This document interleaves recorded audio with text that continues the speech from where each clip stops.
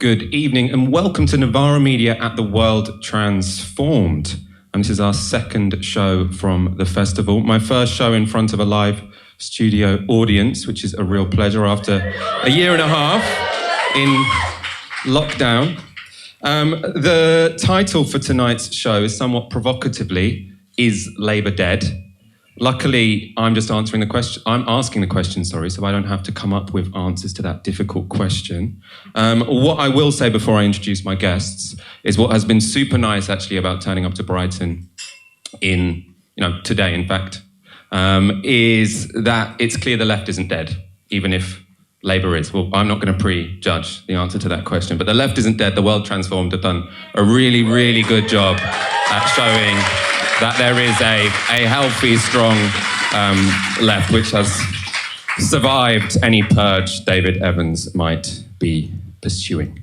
With no further ado, I shall introduce my guests. As you might have noticed, there is a change in the lineup from the original panel. Carrie Murphy was under the weather. There is a cold going around. I'm told it's not COVID-19. In her place, we have James Schneider, who had also a front row seat to all of the machinations of the Labour Party for the 5 years until Keir Starmer was elected leader, both as a co-founder of Momentum and as Director of Strategic Communications for Jeremy Corbyn. Thank you for joining us this evening. Nice to be here.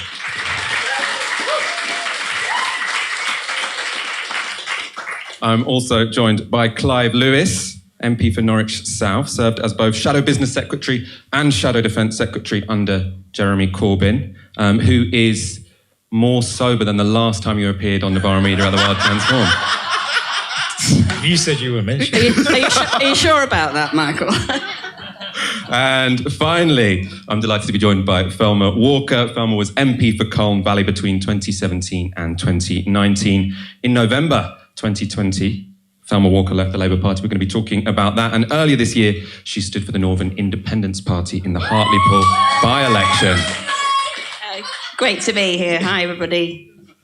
Lots of the party grassroots are here as well, it seems. Before we get going, I want to update you on the latest news from conference because it's very relevant to the question of whether or not Labour is alive or dead. When it comes to rule changes, you'll probably know by now that the proposals for an electoral college fell. Slightly embarrassing for Keir Starmer. He has, though, managed, I'm told, to get through his package of reforms today. 53% voted for his package of reforms, which means that from now on, an MP will have to get 20% of the PLP to be able to stand for leader. Selections go back to the old trigger ballot system, which means it's a bit harder to deselect an MP.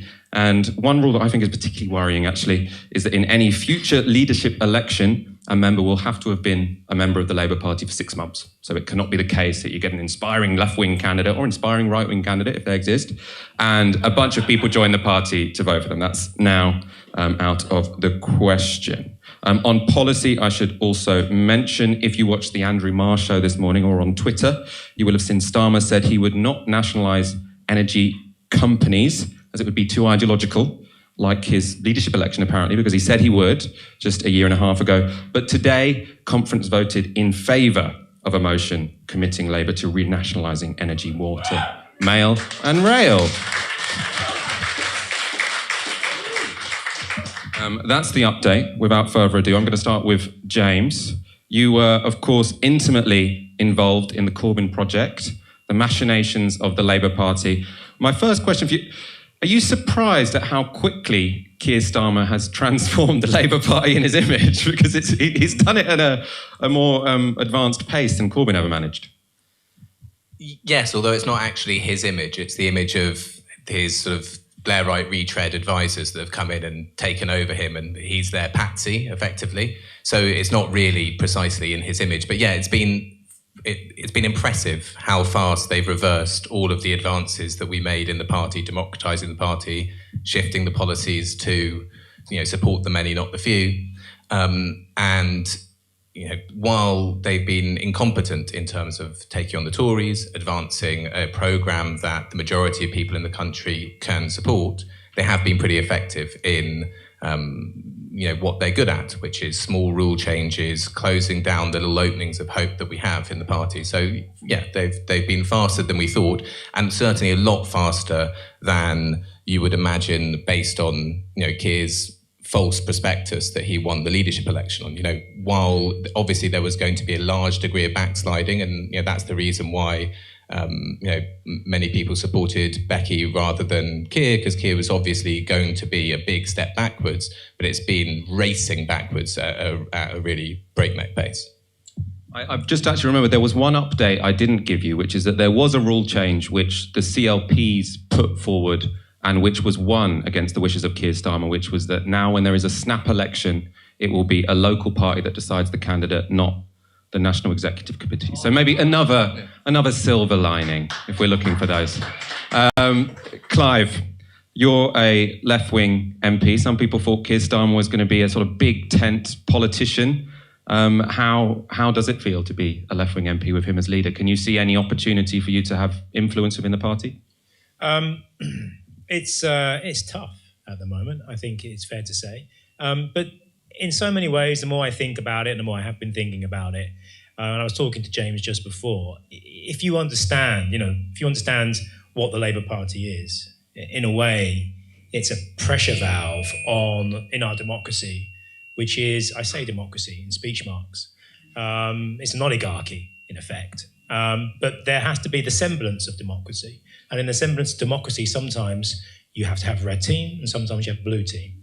And in the 20th century, it was a 3-to-1 ratio of blue team to red team. Now, just once, after the Second World War, a massive social, political, and economic upheaval, where we just fought fascism to a standstill, we had a genuinely socialist government, which was then kicked out, despite winning far more in terms of the popular vote than the Tories, 200,000 more votes than the popular vote, but it was kicked out.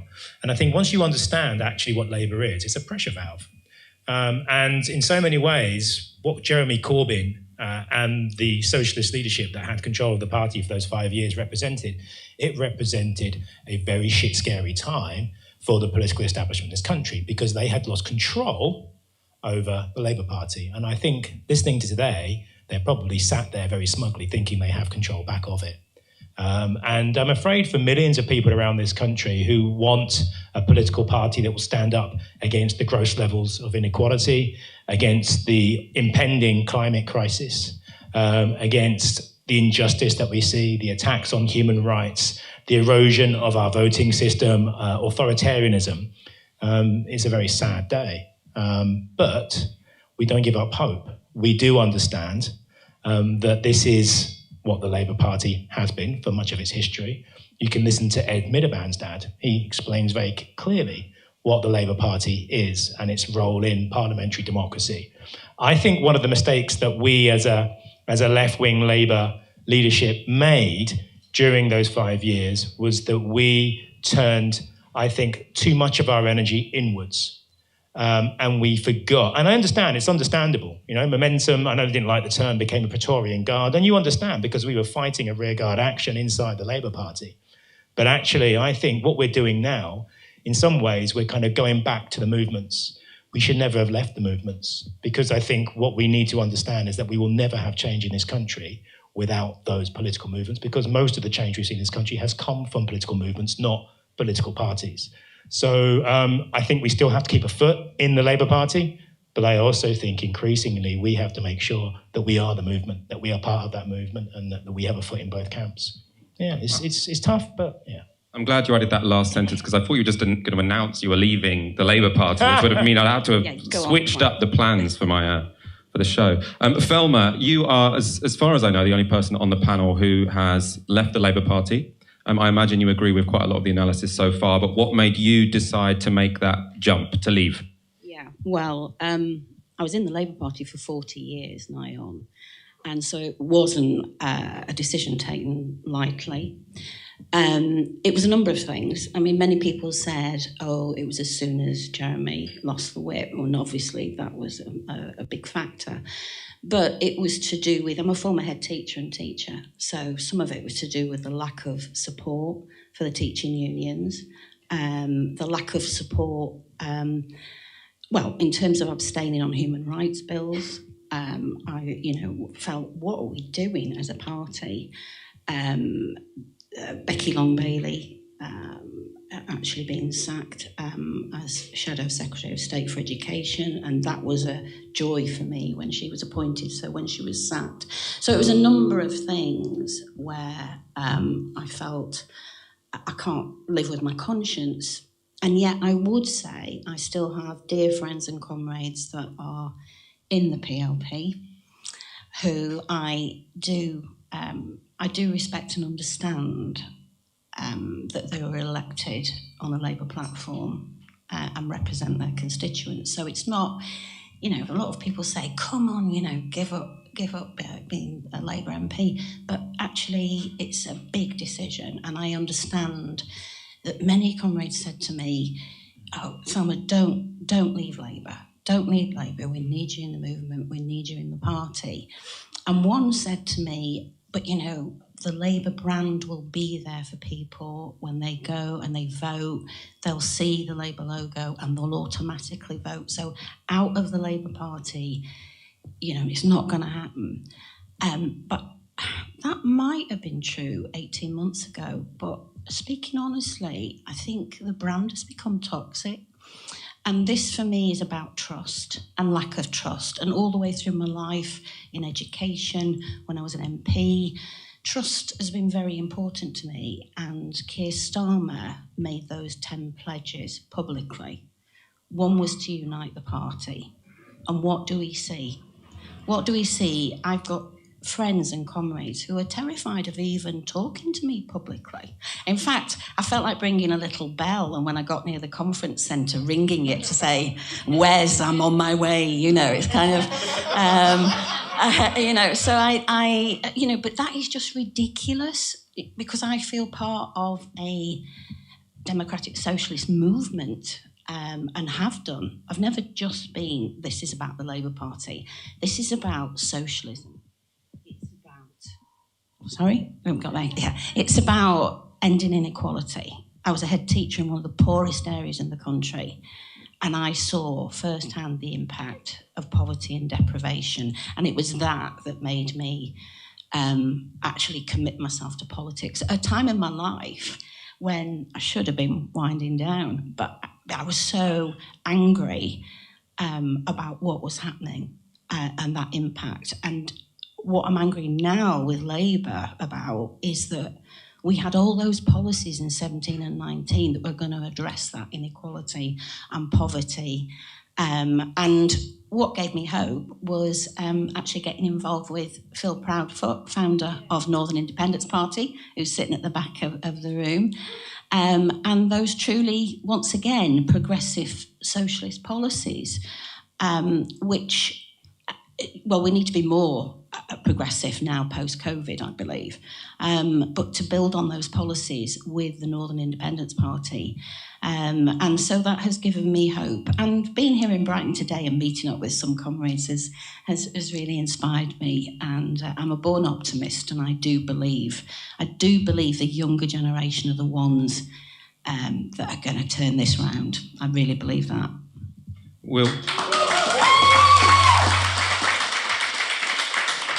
We'll come back a little bit later to the lessons that might be learnt from the election you've stood in so far for the Northern Independence Party, or as an independent endorsed by them.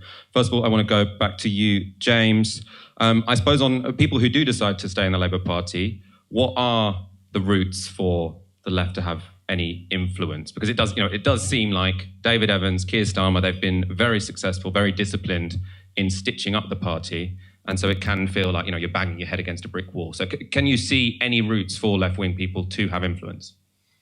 A few, yeah. I mean, obviously, it's very difficult. And what we're up against is, people who are extremely committed to shutting out the members, shutting out the grassroots of trade unions, and closing down left-wing policies. That said, the strength of the left in the party is still really very high, and hugely higher than it was when Jeremy was elected. I mean, we saw that today with the policy motions that have been passed. If you still poll most Labour Party members, they're dramatically on the left on all policy things. What we lack is power where the other side have power. And I think partly that's because our left forces are too divided, they're too disarticulated. And one of the things that I think that we need to see is a coming together of the left unions, of Momentum and the other grassroots left groups, and the Socialist Campaign Group MPs like Clive, into one formal organisation within the party, not outside the party, that can both have campaigns in the country and put forward the kinds of policies which Keir Starmer refuses to do. So that responds to the energy crisis by talking about public ownership and a Green New Deal, and that also mobilises within the party to push forward those things, but also can be pushed around less, because that is a strong force, and is also, if you are going to talk about having another party, it can't be an empty threat. That's actually something that has some weight. So then, on practical things, I think in local government is still relatively open. I think there is space for, in some places, getting left-wing people elected as councillors, and in some places running campaigns for left-wing people to be the Labour candidate for mayor, and like Jamie Driscoll is doing in North Tyneside. I think there is space in different places. But I think fundamentally we need to pressure, in all of the organisations that we're part of, whether that's Momentum or other left groups, the trade unions that we're part of that are on the left, and any relationships that we have with any Socialist Campaign Group MPs, is to pressure them, sorry Clive, to come together in one stronger force, because otherwise we can be both ignored by the media, we'll be ignored by the leadership, and we can be ignored in the country. Clive, I want to get you to respond to some of those points, but also I suppose to ask, how do you think the Socialist Campaign Group specifically have fared in getting their voice heard over the past 18 months? Not very well, if I'm honest. And I think we have had our own divisions. And I think after a defeat, as we had in 2019, when we didn't just lose the election, we also lost the leadership of the party. It was a deeply disruptive time. And then off the back of that, you had COVID-19. So the ability and the opportunity to come together physically, to socialise, to meet one another, it was atomizing in many ways. But sometimes there's nothing like a threat, if you want, to bring people together. I mean, I was listening to James there, and I think, look, I think there is some merit in the idea that you've just proposed there. One of the things I would say, one of the failures of the last 5 years was we probably wouldn't be in the situation we're in now. And it's easy to kind of have hindsight and 2020 vision. But I remember in 2017, the democracy reform proposals were put forward, and we missed the opportunity for mandatory selection. And that was on our watch when we were running things. That was off the back of the 2017 election. And I can't see what we're seeing at the moment is a transfer of power from the membership to the bureaucracy, to the establishment, to the right wing of our party, to the PLP, to union bureaucracies. And it's coming away from the membership, and it's coming away from a portal to the wider movement, because that's what they're choking off. So this becomes a completely Westminster-centric party that is devoid of any kind of as little influence as possible from the wider movement and those democratic inputs and forces. And we missed that opportunity. So what I would say is there is so much work going on now about what our democracy could look like.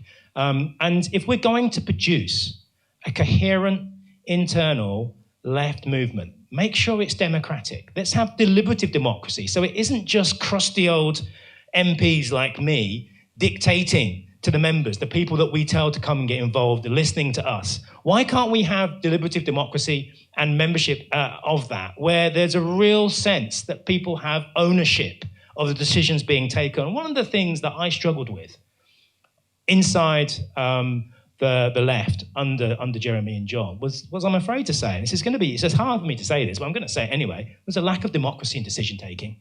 Yeah, and there was a hierarchy. And it wasn't democratic. I know we called ourselves democratic socialists, but it was a top-down hierarchy. And I understand the role of leadership. But if we want to be able to critique what our own leadership is doing in our party, strangling democracy, then by God, we have to make sure that we put democracy at the heart of what we do in any movement we build. It cannot be a top-down movement. It has to be a bottom-up democratic movement. And the left doesn't always get that right. And we need to start getting it right, because there is a crisis of democracy that is coming at us. There is authoritarianism. There is populist right-wing political parties like Farage and so on. And there is out-and-out fascism. And they are working together. And with the climate crisis coming, it's only going to get worse. So I kind of feel the whole reason I bang on about PR, bang on about democracy, bang on about alliances is because until we get our own democratic house in order, I think it's really difficult for us to be able to take and hold them to account.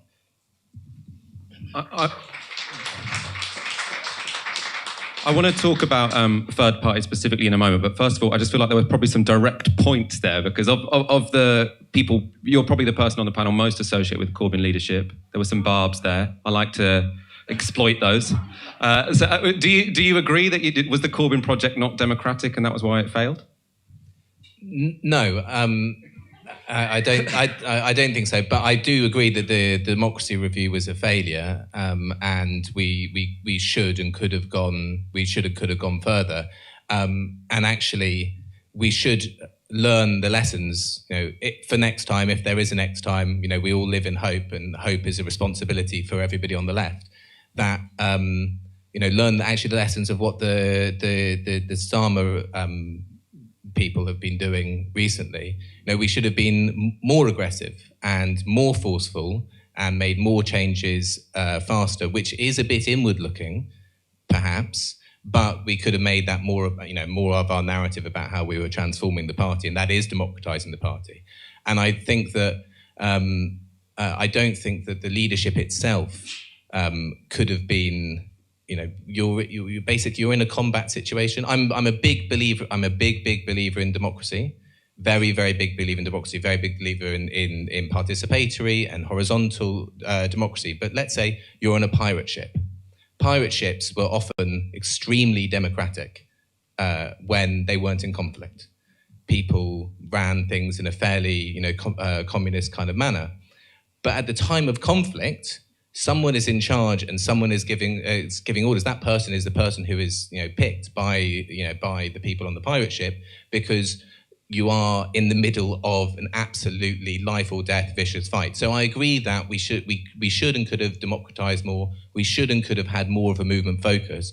But I don't think the idea that Jeremy and John were insufficiently democratic in how they manage things. In fact, I'll let you into a secret. I wish Jeremy had been a bit less democratic sometimes in some of his, in some of, there's a decision to make. Let's ask, let's get everybody's opinion. That is the way. No. I mean, I don't mean that in a I'm not dissing at all. It's a very good way to operate, and it's a way in which you bring people with you.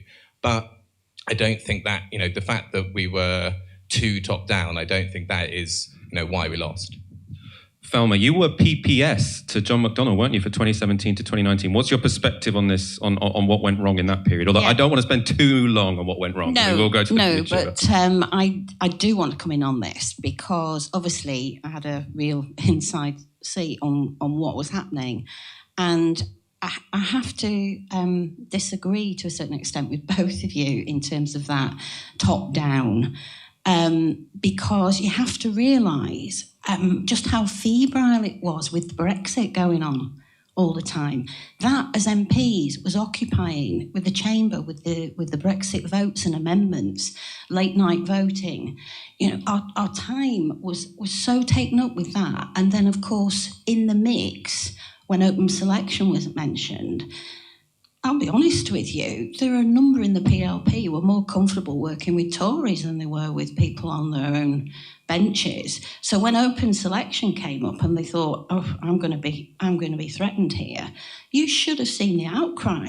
And there was a real organised move from a number of those people in the PLP to prevent that happening. So you could see that Jeremy was there dealing with the Brexit. And to have then this suggestion of open selection when we needed all the MPs on side. And as John said, PPS, my job was to bring people together. And at that time, I feel that I did the best I could with that.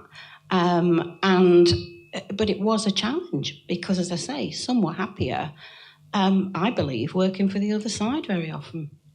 Let's move to the future strategy for the left right now. Thelma, you are, as I say, the first person. You've made the jump. You stood for a different party. It made a big splash. It didn't do that well on election day, so I think it was 250 votes, wasn't it? Has that in any way put you off that strategy? Not at all. Not at all. The purpose of me standing was to, support a new party, to support a truly socialist party. I knew, obviously, I'm experienced enough in politics and in my previous career to know that we weren't going to win. There were 16 candidates, remember.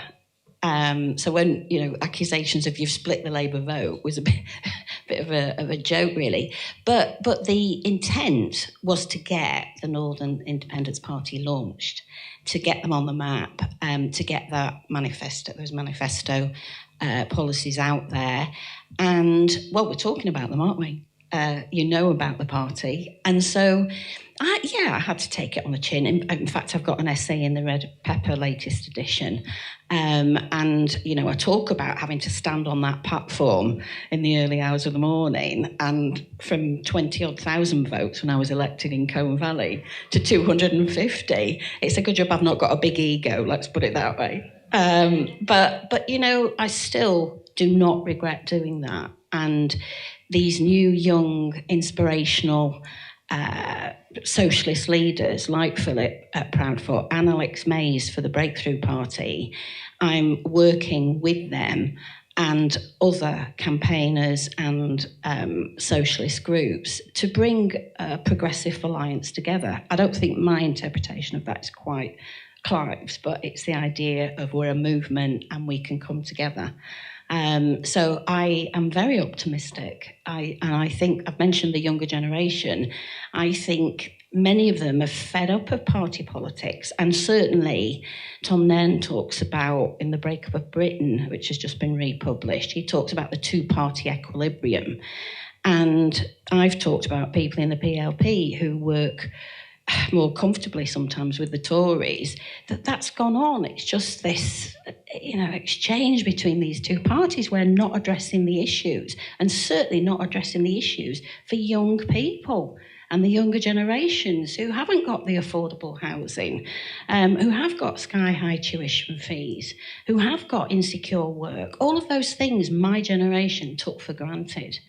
And so it's the younger generation I'm here for, and addressing those issues. And I don't believe either the Tories or Labour are addressing those issues.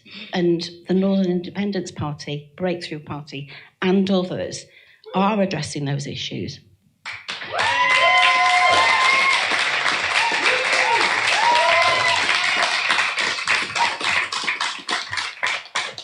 It's a state-of-the-art canned applause that you've got.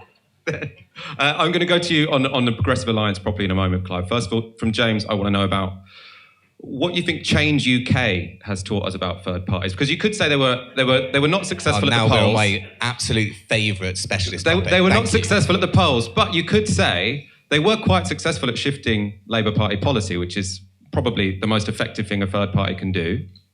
Labour's shifted to a second Change referendum UK didn't shift the same week they were formed. Do you think there's anything the left can learn from the experience of Change UK breaking off? Well, it's very good for all of our mental health because everybody needs a laugh, and that really, really helps. Cut-Tinge PLC was an absolutely glorious thing, and it was not a centrist plot designed to destroy the Labour Party or anything else like that. It was actually an elaborate piece of art. It was a piece of performance art, and Chris Leslie was actually a great socialist comrade sleeper agent who was orchestrating the whole thing. Cut-Tinge PLC didn't shift Labour's policy. Labour's policy was shifted by the enormous weight of forces upon it, especially the alliance between the Continuity Remain campaigns, which were animated by the professional managerial classes, and big capital only after the threat of Boris Johnson's no deal came. That was what really was the force that shifted our position, and you could see many people who didn't want the position to be changed shifting their position afterwards, because that was where all the force came. That wasn't because the champion of bailiffs everywhere, Chris Leslie, and his merry band of friends had walked out of the Labour Party in a glorious act of self-deselection. I wish more of them had gone. We would have more socialist MPs now, and life would be slightly better. Yeah. I could really go on all night. I might do a separate event just on Cucktinge PLC, really. I love them so much. Clive, let's talk about the Progressive Alliance. I mean, there are obvious reasons for which that does seem like, it would solve all of our problems. The problem we have at the moment is the Labour Party is controlled by hostile bureaucracy, but also the Labour Party is the only route to power. Obviously, if we had proportional representation, that would be less of an issue. My question with it is always, though, how do you bring it about? I think the block is always, can you really run an election on a constitutional question? Yeah, and the answer is probably no. First of all, let's just establish what a progressive is, in my opinion. And so it's the broadest possible term I can think of, which is probably two caveats. Do you want to see more democracy, not less? And that would probably preclude some people in my own party. But do you want to see more democracy, not less? And do you want to take on the power of capital? Even if you want to take it on by that much, okay? And if you can answer yes to those two things, I can work with you. Because we are so far on the back foot. If you look at the countervailing forces that are opposing us, you look at the ability of capital to mobilize culturally, politically, economically, the vast war chests they're mounting, the fact that we don't actually have a constitution in this country that protects workers' rights, that protects our environmental rights, that even protects our human rights. That once we left the European Union, whatever you think of it, there were basic protections, constitutional protections enshrined in European law. They've gone. And we are now at the mercy of the most right-wing authoritarian conservative government in living memory. And an authoritarian mindset, which is now on a rapid transition as the climate begins to break down. You don't need me to tell you where that's potentially heading. I mean, if you've not seen the film Soylent Green, go and watch it, okay? So it's not great. So Progressive Alliance is basically, how do you build an alliance of people? Not all of them are going to be socialists. Yeah? I'm not talking about Progressive Alliance because I want us to adopt Ed Davies' policy platform, clearly. But what I am saying is that when you look at what's happening out there, you look at the scale of what confronts us. Look at what happened the last 5 years inside the Labour Party when we had control of one of the main political parties in this country. Look at what happened. Then you begin to see the scale of the challenge before us, and that means that you need to extend your net to build broader alliances to be able to take these people on. It's as simple as that. And people saying, you're selling out. It's like, my God, how much time do we have left? Look at how divided we are on the left. And so I guess, if you ask those two questions, then yeah, clearly there are going to be some people inside the Labour Party that you would not define as progressive. Yeah? And yet, Thelma, you were in that party for 40 years. So I think we have to understand what the Labour Party is and what it is I'm suggesting, and others. The Green New Deal bill that I put down with Caroline Lucas. Now, I know some people who say that, ecological and environmental campaigning, environmental politics without class politics is gardening. It was said today, and it's very amusing. But actually, you'll find in the Green Party, there are lots of eco-socialists. Okay, so let's start working out what we have in common with people, who the enemy is, who our opponents are, and how we begin to build alliances which can help us get over the line. Now, you asked, how do you get PR? PR is not a silver bullet. I keep on saying that. But there's no way that breakthrough, even under PR, breakthrough NIP might have struggled with 250 votes to get much in the way even under PR. But I think under PR, people then begin to realize that they can vote as they see fit. And I think that liberates people, and it takes away the control of the bureaucracy of the Labour Party. Because what it does, and I think this is one of the reasons why Keir Starmer and those around him are scared of the PR debate, It's because what they want to be able to tell the membership is there is no alternative. We have to shift to the right to be able to have a Labour victory, to win over red wall voters, to win over Conservative voters. There is no alternative. But PR offers an alternative because it breaks down the hold of first past the post that it has on our party, that it has on our MPs, and that it has on voters. So I actually think if we start to look at our constitution, at our democracy, and we can look at it, we can see a different way of moving forward and a different way of being able to, I think, reconnect with what I want to see is democratic socialism and be able to take on the issues that the climate crisis is throwing up. Thelma, you said you disagree with Clive. What's the beef about his Progressive Alliance versus yours? Well, I just think there are red lines in terms of who makes up that alliance. And I'm not hearing from the Lib Dems those democratic socialist policies that I would like to hear.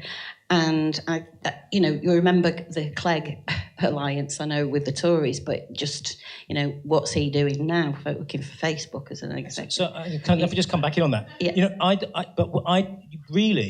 They have moved. I mean, obviously they have moved to the left from where they were in the coalition.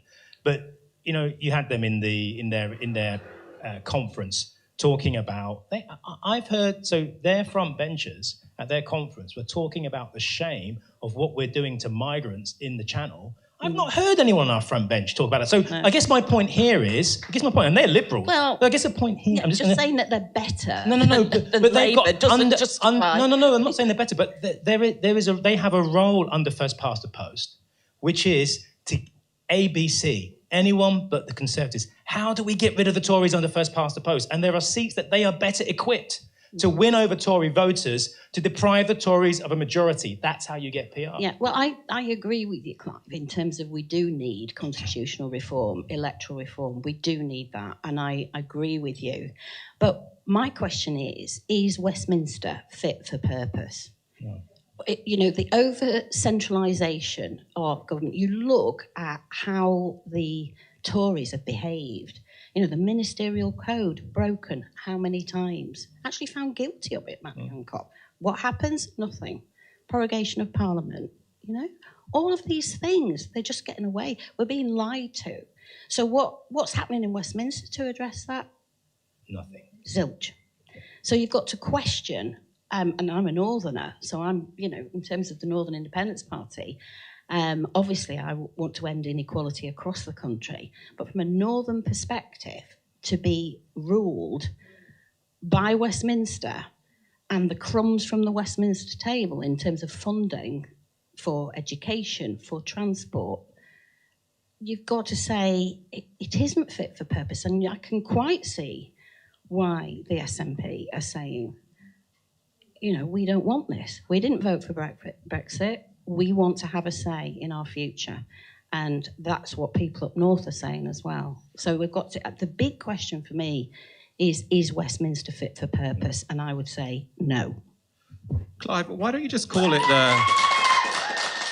the Proportional Representation Alliance? Because then you'd sidestep all this, are they progressive or not? Then get the Brexit Party involved, and then you might actually win the election to make that constitutional change and move on. So I think, so first of all, whether you call it Progressive Alliance, whatever you call it, if you work it, for some people, it is anathema to work with anyone outside the Labour movement tradition. That's the first thing. So it doesn't make it, Greens, Liberals, SNP, we don't want to touch them with a barge pole. And so that is a barrier, clearly. It doesn't make a difference what you call them. But I think, you could think of a host of possible names. I think picking up on the points, is Westminster fit for purpose? No, it isn't. And, the quote I gave earlier on today in the debate on the climate crisis was, so there was someone in 1985 who was writing about the British state. And there's more opportunity to get social and economic justice from the British state. It's like trying to milk a vulture.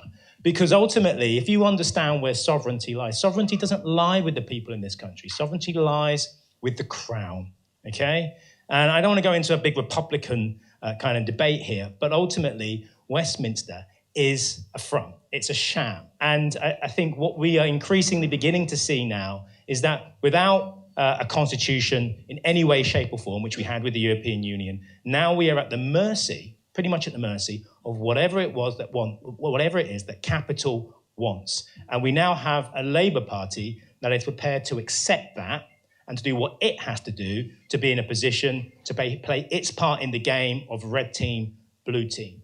And the only way we're going to get fundamental change, the first step in that, is establishing a fair voting system, because that will liberate voters and it will liberate MPs to be able to do what it is that they want and need to do. I'm not going to bang on about PR and PA after this conference. My focus is going to be on the Green New Deal, on the climate movement, because ultimately, I think if you look at the Green New Deal that's going back down in Parliament, that's being backed by Green New Deal Rising and others, it doesn't just talk about climate justice, it talks about social and economic justice. It's the first line in the new bill that's going down. Social and economic justice is integral to fighting the climate crisis. But on top of that, it also understands and acknowledges that there is a crisis of democracy, not just in this country, but around the world. And I think, it is a fantastic umbrella. I will finish on this point. What we need to do is understand that we don't have to bang on about values. If you look at Brexit, which has had one of the biggest impacts in our politics in the last 30 or 40 years, it wasn't about values. You had people who were free market fundamentalists all the way through to people in the RMT and on the left who supported leaving the European Union. It was about a set of demands, conflicting demands, but demands nonetheless that people had, and they unified under Brexit. And I think that we need to do is take those demands under the banner of the Green New Deal for race justice, for democratic justice, for environmental justice, and for social and economic justice. And we can all have our demands under that banner, and that's how I think you produce and build a progressive alliance through that. We'll go to audience questions in one moment. James, I want to finally ask you about progressive alliances. Not so much whether they're a good idea or whether proportional representation is a good idea, but whether or not that's a feasible programme for the left over the next 3 years. Do you think a strategy of let's build a progressive alliance, win an election, change to PR could work? I mean, it seems all quite otherworldly to me. I mean, I don't have anything against working with other people that, for specific strategic ends, and I don't have any attachment to first past the post whatsoever. I'm very sympathetic to PR, but there should be two questions. The first is, how is it advancing a socialist position now? And the reason why I was opposed to it when Jeremy was the leader is obviously linking up with the so-called Remain parties, but who are in alliance with the Labour right, shifts the balance of forces in that direction. So it's not the right thing to do in that case. And now it feels a bit, sort of, and how are we meant to get it, and working with who and how, and what's the election? I mean, to be honest, I'm all in. We need a constitution. We should have a constitution in this country. I mean, that's in a written constitution. But I think it's far more likely that we're going to get that process, not from, trying to say that Ed Davey is somehow our ally in taking on capital or whatever. We're far more likely, and this sounds pie in the sky, but it's actually far less pie in the sky than the fact that we're going to get it through working together with these parties, and they're going to try to pursue some kind of left-wing proportional representation, progressive alliance thing. We're far more likely to get it in the way that Chile got it. Right, so Chile in 2019 had massive street protests demanding an overthrow of Pinochet's neoliberal constitution, and they didn't go home, and they occupied everything until they got a constitutional referendum, which they had, which they won, which they elected a constituent assembly, which has got a left supermajority, and out of that they're decent chance of getting a left president in 2 months' time. I think that Westminster is absolutely broken. The politics in our country is absolutely broken, and it mirrors the brokenness of the economic system. And it has exactly the same structures and hierarchies and concentration of power. But I don't think we're going to challenge it, frankly, by having some kind of shared platform with the Lib Dems or the Greens. I mean, again, perfectly happy to work with them on a seat-by-seat basis. I'm not ideologically opposed to the thing, but I can't, and so I'm pleased to hear Clive saying his focus is going to be on trying to coalesce all our demands under the Green New Deal banner. I think that is a much more powerful way to bring together diverse demands, because that is ultimately what we need to do. We need to have one banner that holds together all of our diverse demands right across our various movements, can bring our movements together, can give us something to mobilise for.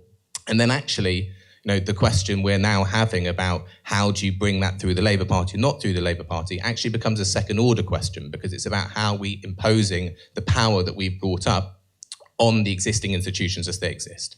And I think that is, as Clive says, that is quite rightly the question. And to be honest, the PR thing, yeah, fine, whatever, but it's happening in it's an otherworldly debate that fine, take a position on, it's absolutely fine, but it's really not going to change anything.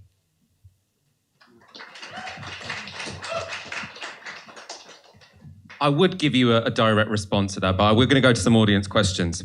So please do, even more so than usual, because this is on YouTube, keep them succinct and make them questions. We also have 2,500 people watching on YouTube, so if you put some questions in the comment box underneath there, we will go to some of them. I'm less strict with you, because if you don't ask a question, I just won't read it out. I do on my normal show. I didn't mean to, that sounded a bit rude, sorry. Yeah, you're at the front, so that makes it quite easy. Do we have a roaming mic? Oh, we do, fabulous. Yes, I do, thank you very much. And let me just load up my question on my phone. Hiya, my name's Billy, and I am a very proud Northern Independence Party member. Yay. From Merseyside, and I am the elected chair of the Merseyside and Cheshire Northern Independence Party branch. So my question is, Westminster is clearly not fit for purpose because of the Westminster elite, alongside the Prime Minister who makes jokes about Kermit the Frog at a conference. So why is it hard for some young people to see all this and jump ship from a clearly dead political party run by a bunch of centrists? A provocative question there. You want to answer? Okay.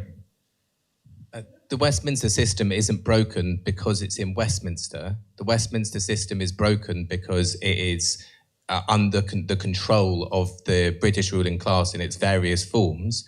And while I have sympathy with people saying we don't want to be part of this thing anymore, we're going to have our own thing, whether that's in Scotland or in Northumbria or in Cornwall or Wales or anywhere um, you don't automatically get socialism because you don't have Westminster. There will, if you had, without changing, without organising, without having the force for a social transformation, in independent Scotland, you'll get a Scottish Boris Johnson, right? Have a different accent and look and sound differently, but essentially we'll be carrying forward the same interests for a different fraction of the British and international ruling class. So it's not that it's a total distraction, the splitting up and the breakup of the UK and all the rest of it, but Westminster isn't broken because it happens to be in London.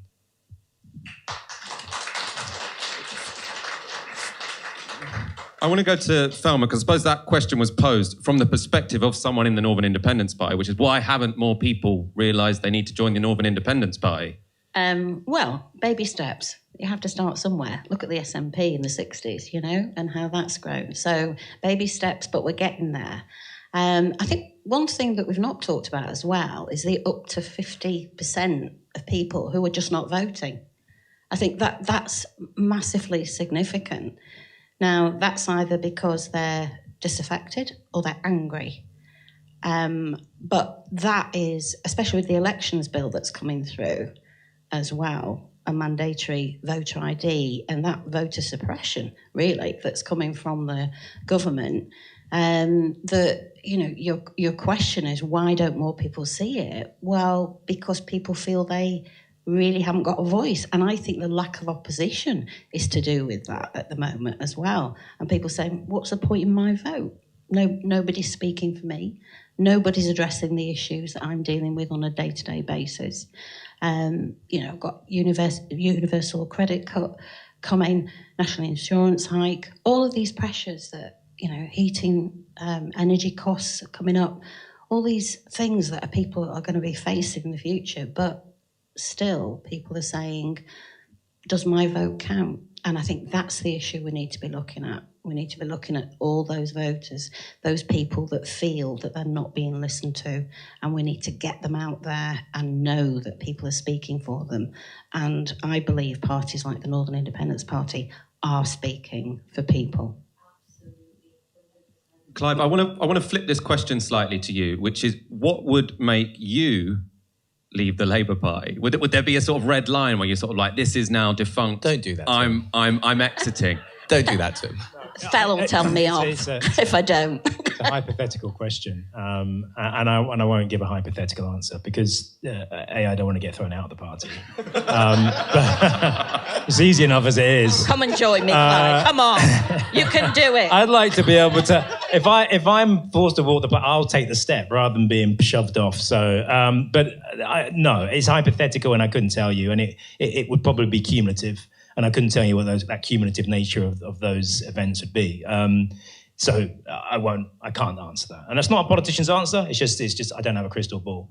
I think just in terms of, just to come back quickly on James' point about, it was a good rhetorical flourish, trying to portray, the counter argument as me kind of hanging around outside Ed Davies' door, waiting for the scraps of his policy table. It's good, and you get it a lot in the discussions and debates we have, and it's a bit more complicated than that. And I think actually it's a little bit more thought through than that. I just think that, nothing more I'd love than a Chilean-style uprising of the people. But I just think you can hedge your bets. The reason we're in the Labour Party is because we are hedging our bets. We understand that there is a movement. We understand that is a possibility, but we also understand we have to deal and dip our toes into the reality of party politics. That's why many of you are here at conference. It's the political reality which we inhabit. That is an option and a possibility, but we also have to try and make the party political system that we have work for us in the best way that we can. And that's what this is about. It's about pragmatism. It's about working out where we are, what we have,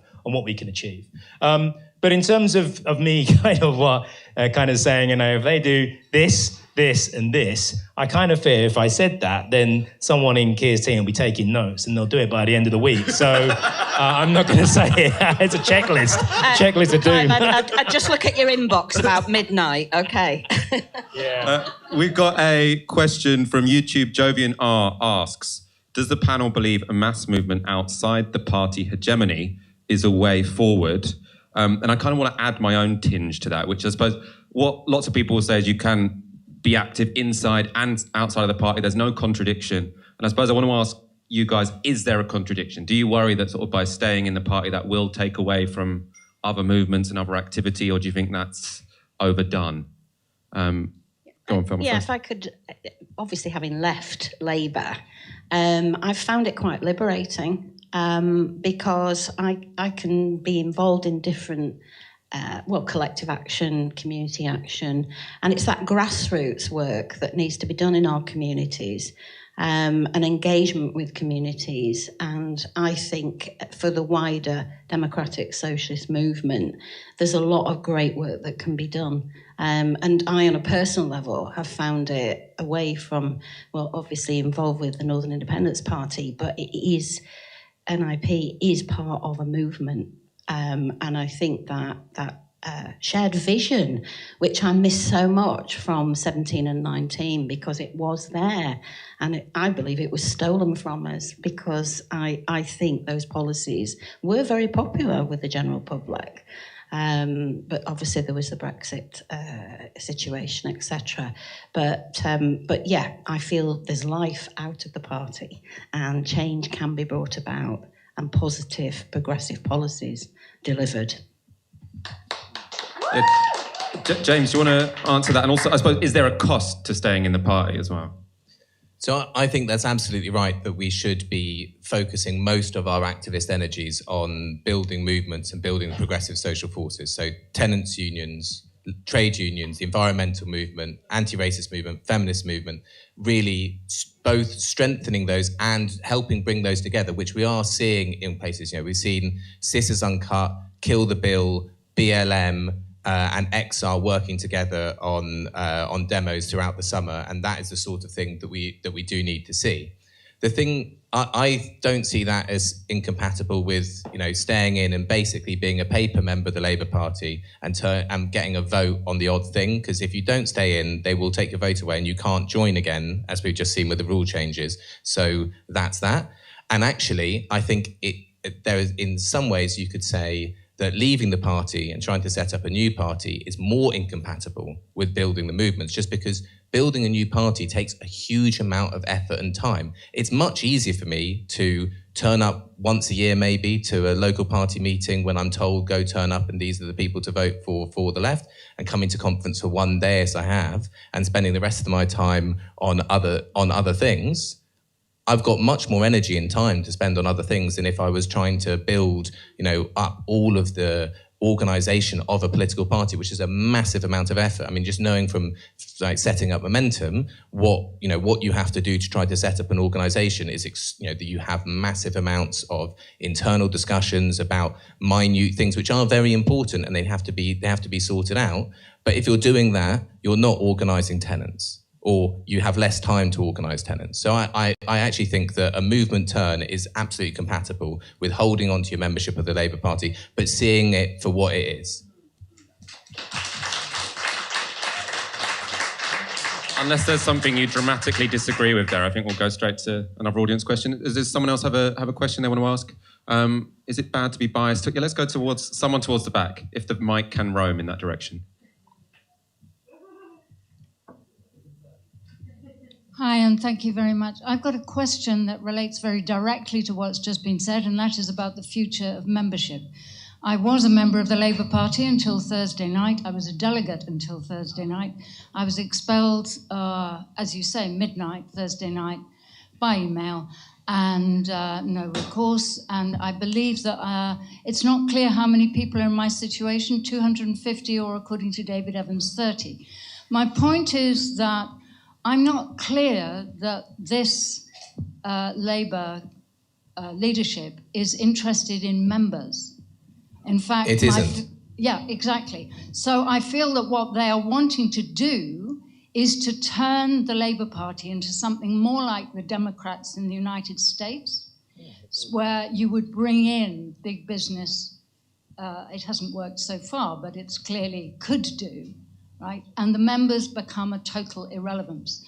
And my question to James is, where do all of those tenants' union organisers, where do all of the people with learning disabilities that I work with who are campaigning for the vote and for political representation, where do they go? Because they're not going to join their local CLPs, because they'll get kicked out. You don't have to do very much. Let me tell you, James, you don't have to do very much to get kicked out by this leadership, right? That was quite a direct question. So do you want a direct answer to that? Yeah, I'll leave it there. It's just there's no interest in members. So it's like, where are all of these activists going to go? And how are they going to get political representation? No, I agree. I mean, the leadership wants to make the party a hostile place for the membership. It does want to turn the party into the Democrats. It does want to move it, as in the Blairite end of the leadership. I mean, what does Mandelson want? And people like that, yes, they want to turn the party towards corporate donors and away from trade unions and away from the members. Absolutely. That is what we're up against. I am in no way saying, come and join the Labour Party. It's an absolutely wonderful place where, we can advance, the policies which the overwhelming majority of people want, which address the real needs of people now, and will build a future that puts power in the hands of the many, not the few. Obviously, that's not the party, and I'm saying we have to be very clear-eyed about it. Of course, people that are not allowed to have a paper membership of the party can't have a paper membership of the party, and that's the reality of the situation we're in. And let's say you're a fantastic tenants organiser and you've been expelled from the Labour Party. That's terrible, but you can still do the tenants organising. And of course, if you could have a vote in the Labour Party, that would be better because you could have a vote, but you can't. And that's the way that things are. Although I think I can hear Clive saying the right answer next to me, which is you can still get in through your trade union, and that's what people should do. I was just saying. Are you allowed to say that, Clive? I said it. He didn't say it. No, the point is, we live in a democracy. People are entitled. We should be encouraging people to join trade unions. And if I'm going to be expelled for telling people in this country to join a trade union, well, Maybe there's one of my tick lists. What would it take to get me knocked out of the party? But there you go. Join a trade union and you get a vote. Well, yeah, I agree with you, obviously, Clive, with that. But, just to the woman at the back, I'm really sorry you've been through that. And it's been said many times before, but my view is it's like being in an abusive relationship with Labour at the moment for many. Why would you put up with that? I mean, I know I left early. I was one of the earliest to actually quit Labour because I could see where it was going. But why on earth, when you're paying your subs to be treated in that way, would you put up with that? There is a future outside Labour, and it's about people coming together and that collective action and working with the unions. But I'm really sorry you've had to put up with that, and other comrades as well. Disgraceful. I think that's important to say. Delegates getting suspended in the middle of the night 2 days before conference is just the most outlandishly awful thing, and it's just shocking that it's not reported. If this happened under Jeremy Corbyn, God, that would be so many Guardian front pages, and now they just don't care. Oh, democracy, who cares about democracy in parties? I mean, it's shit, basically, and I understand that. I think everyone on this panel does, and I think everyone listening and watching will. One of the things I will say is, if you think about how Jeremy Corbyn came to power, it wasn't because of Jeremy Corbyn himself. It was he surfed a wave. That's the movement. That's the membership, the people that joined, that came in. It was a wave that he surfed. But it was his activity both inside the party and outside the party against apartheid, against the war in Iraq, and all the other things that he was involved with, which, if you want, helped him carve the surfboard, which he eventually used to surf on that wave. That's the analogy I would use. So, that surfboard was made in part from his Labour Party membership, where he stayed in those dark days. And also it enabled him, as well as his movement building, enabled him to surf that wave. And I think we have to understand that this is a cycle. And if you understand the nature of the Labour Party, you understand how this country works, how the establishment works, how it uses the Labour Party. What's that expression? The last line of defence of the British establishment runs through the shadow cabinet of the Labour Party. And I think if you understand that, it's called a struggle for a reason. And it doesn't make it easier. And I understand for a lot of people, it's offensive to join and pay money and to put all your hopes into that and then to be kicked in the teeth. But, it's a really hard, brutal world out there. We all know that day in, day out. I see the people that come into my constituency office or who write in, and I hear their stories there. And what I see on a daily basis in my own family, my own friends, my own community, it's tough. But we have a choice, which is to stay and fight if we so choose. And I think we can still find comradeship in being a member of the Labour Party. And so I think James is right. It's entirely possible, if you can, be a member of the Labour Party, be involved in those campaigns, be involved in that wider movement. And I think our time will come, because I think ultimately good will win out. That's what I think. So. I suppose you could add, there is comradeship within the Labour Party, but given people are being unjustly expelled in the middle of the night, the comradeship cannot end in the Labour Party, I suppose is what I'm trying to clarify. Can we have one more question? We'll quickly go to answers and then we'll wrap up.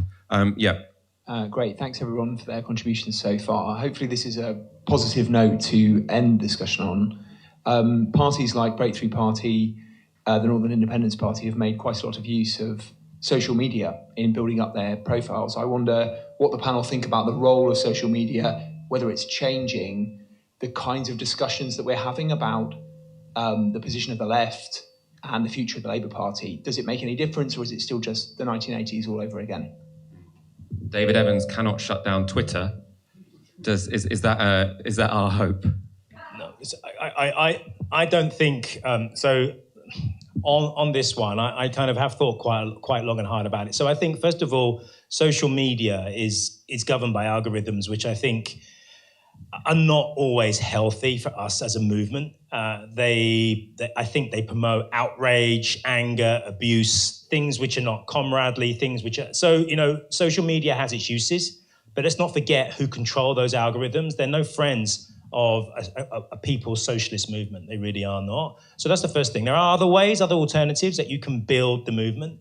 There are now, pieces of technology which enable you to, if you look at the NEU and others, they're driving their data extraction, if you want, by getting people's emails, getting people's details, and communicating directly with people. And I think there's a future in that. We can build a movement ourselves. It's happening very much in the Sunrise movement in the US and the left in the US. I think we can do the same here. We can bypass some of those social media algorithms. But ultimately as well, this is the thing I think about what's happening at the moment.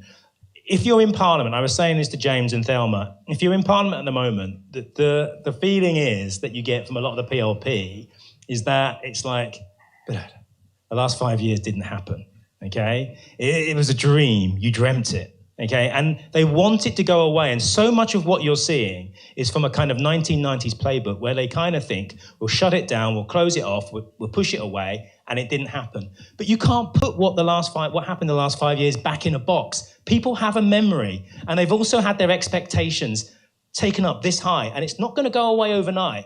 People expect more from the Labour Party, and they expect more from their leadership now, and I think we have to keep that alive because we can have better, and that's what we have to remember.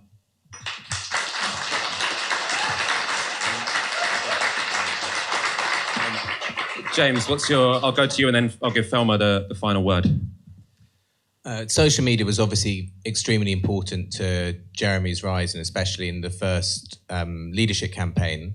But I think Clive is right. I mean, the way that the algorithms have changed over time are quite destructive to a lot of us. I think Twitter especially, but also Facebook was really our friend in the 2017 general election. I mean, Theresa May called the election accidentally the best possible time for alternative content to get shared on Facebook. And not because of us, but because of Trump and pressure from the US Congress. Basically, Zuckerberg switched off the taps in July and August of 2017. And so, for a bit of time, we really could bypass at least some of the mainstream media through social media.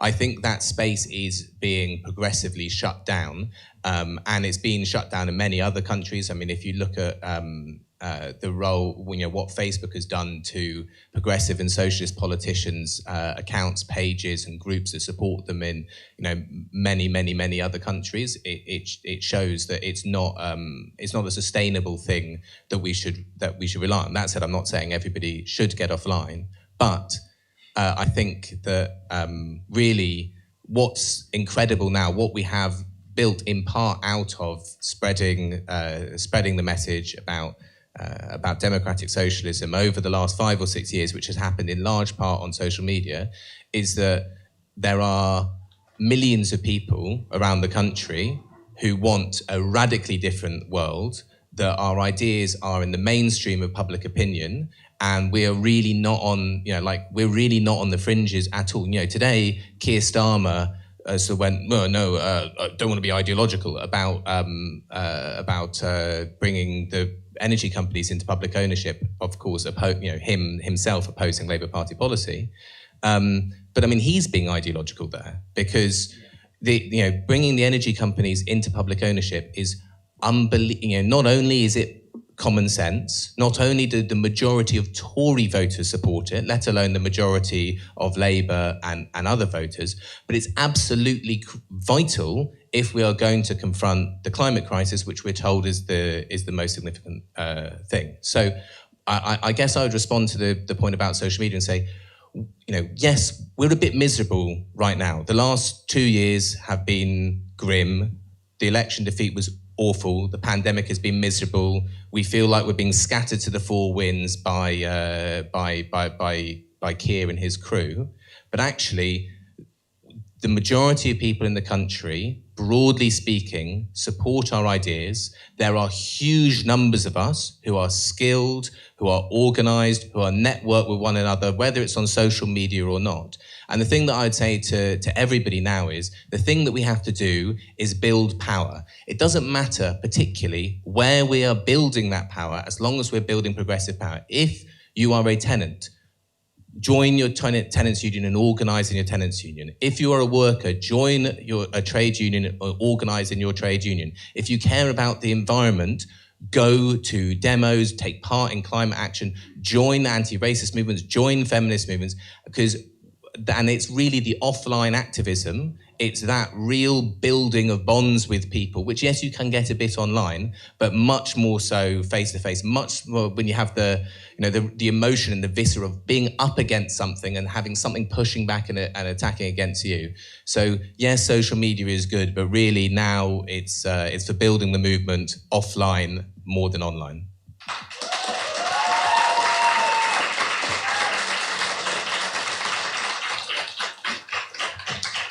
Yeah, follow that, really. Yeah.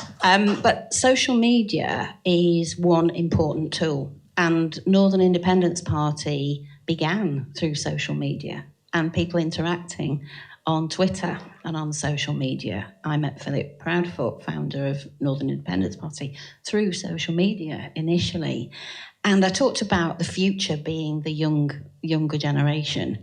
And often on social media, it's the language many speak to each other. It's how we engage together. It's how we communicate, very often how we're feeling. And yes, there is a downside. There's a toxic side. There are people who are aggressive and inappropriate. We know that, but that happens across society. But I think that social media is a very, very important tool. The flip side of that as well is if you look at Keir Starmer's social media and comms,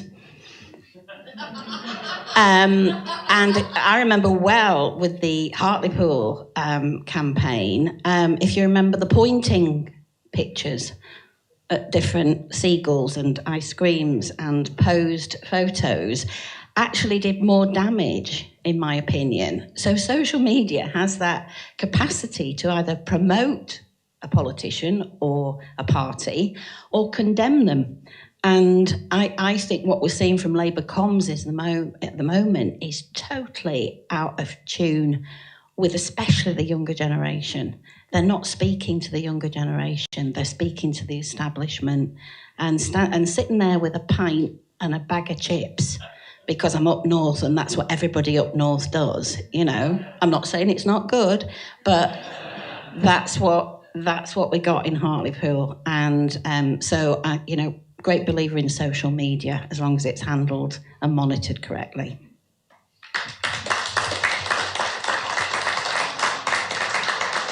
Can I get a round of applause for the panel? It's been an absolute pleasure being joined by you this evening.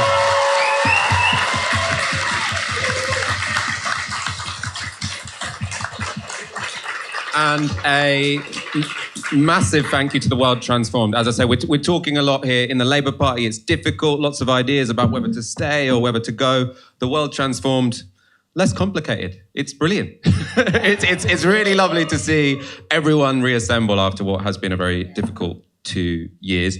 If you're not here, there is loads and loads of online content on the World Transformed YouTube channel, and there'll be events tomorrow and Tuesday, which you can tune into online. Thank you for your brilliant questions and your questions online. And also thanks to the Latest Music Bar for once again letting us use their fabulous space.